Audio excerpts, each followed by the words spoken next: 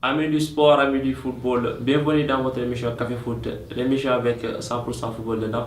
Football plaisir, c'est Café Foot.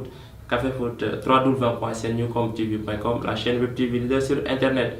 Chers annonceurs, si vos marques et produits sont adaptés à ce concept, veuillez contacter le service commercial pour une large visibilité de vos produits et marques. Aujourd'hui, Café Foot est spécial Coupe d'Afrique, la finale qui opposait Côte d'Ivoire et Ghana s'est jouée hier dimanche à Bata, dans un stade plein comme un œuf qui est prêt à craquer. Donc le remake de 1992 a tenu ses promesses. Jordan Ayew et André avaient comme mission de prendre la revanche de leur papa. Les fils d'Abedi Pelé ont-ils réussi?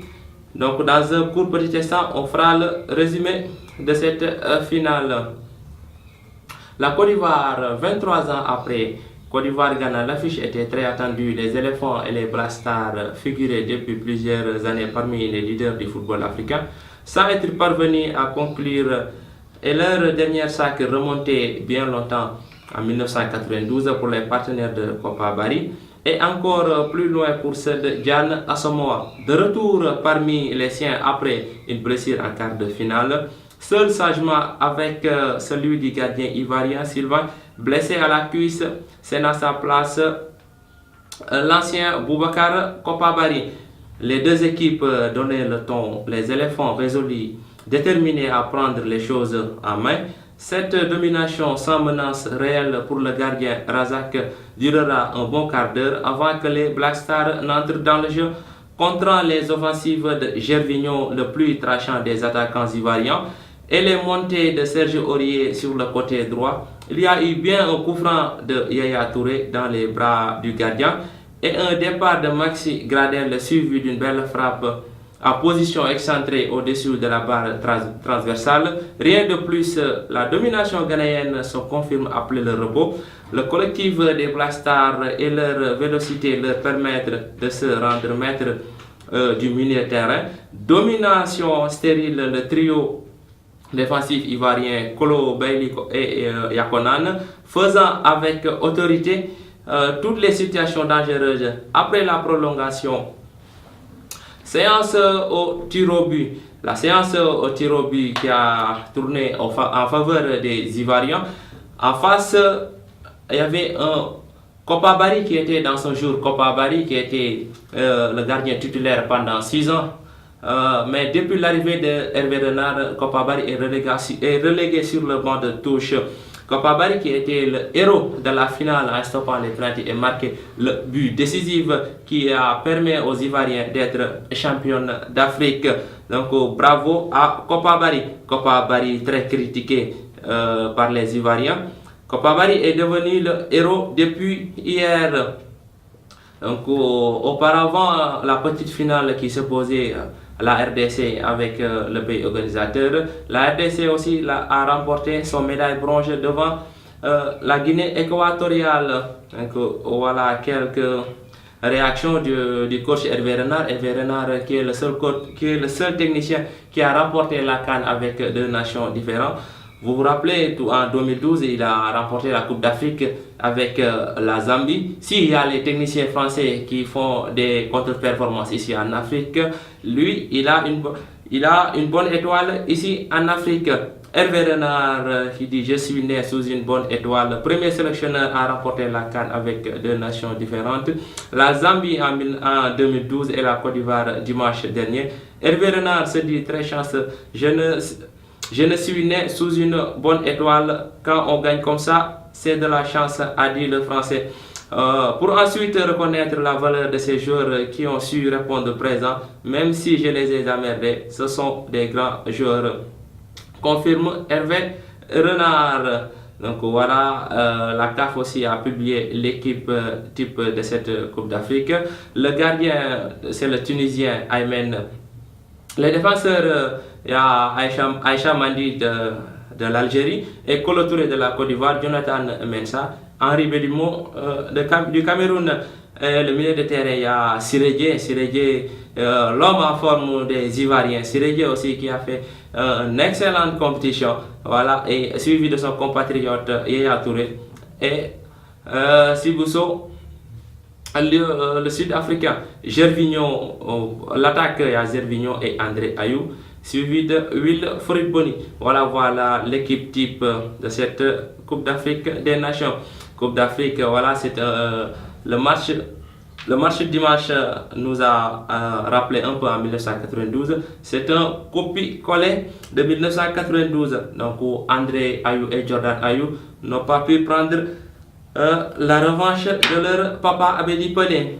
Donc voilà, après la Coupe d'Afrique, après la pause quand la Ligue 1 sénégalaise reprend ses droits et la Ligue 2, la Nationale 1 aussi, Ligue 1, la 8e journée. Le leader Iso prend ses aises et consolide son fauteuil. L'Iso qui a confirmé sa bonne forme, le Giraffe et le Casa Sport enfoncés dans le bas du tableau. Tels sont les enseignements de la 8e journée de la Ligue 1. Difficile reprise des Médinois annoncée comme le choc de cette 8e journée de la Ligue 1. La rencontre Giraffe-Iso a tenu ses promesses côté jeu. La partie a été animée avec des tentatives de part et autre. 28e minute, Mbaïna ouvre la marque. 58e minute, Baïgadio double la mise. Et 85e minute, Lumdiaye aggrave le score. Et pourtant, les points de Amara Traoré ont réussi à égaliser à la 68e minute par Pape Siredia et Daouda Gaye à la 83e minute. Giraffe qui est en train de faire une contre-performance dans ce championnat. Giraffe qui a enregistré 3 défaites, 4 matchs nuls, une seule victoire. Donc rien ne va pour les Médinois. Donc j'espère que la Giraffe va bientôt renouer avec la victoire. Donc les résultats de cette 8e journée: Casa Sport, Niary Tally, score de parité 1 but partout. Sunayor AS Pikine 1 but partout. Linguère Ngor, score nul et vierge. Mbour Petite Côte Diambar 1 but à 0. Guédiawaye Football Club Stade de Mbour 3-0 en faveur des Stade de Mbour. AS Douane Port, les douaniers dominent les portières 2 buts à 0. Giraffe Iso, les Médinois sont inclinés 3 buts à 2. Meilleur buteur de la Ligue 1 avec 4 réalisations, c'est Mamadou Niang, suivi de Baye Gadio Cissé et Sori Keita. Classement de la Ligue 1, Iso conforte son fauteuil. Deuxième AS Douane, troisième Niary Tally, quatrième Diambar et cinquième Sunayor. La relégation Giraffe 12e, 13e Casa Sport et Port 14e. La Ligue 2 aussi a repris ses droits. Dakar Sacré-Cœur RS Yoff 3 buts à 0. Etix Asfa, les militaires sont inclinés 2 buts à 0. Kayor Foot Dara 2 buts à 0. Barguedj AS Saloum, score nul et vierge. Ndiambour Ndarguedj, score nul et vierge. Et la Ligue 2 se poursuit aujourd'hui, lundi 9 février, stade Demba Diop, 16h, match en cours, Yago Renaissance, à 18h, Duc Gorée. Meilleur buteur de la Ligue 1 avec cette réalisation, mieux que la Ligue 1, Moussa Koné, est suivi de Aliouba avec 6 réalisations et Babacar Ndiaye. Classement de la Ligue 1, Renaissance occupe la première place, deuxième Dakar Sacré-Cœur, troisième Dakar Université Club, la relégation 12e Kayor Foot et Dara 13e, et AS Saloum ferme la marge.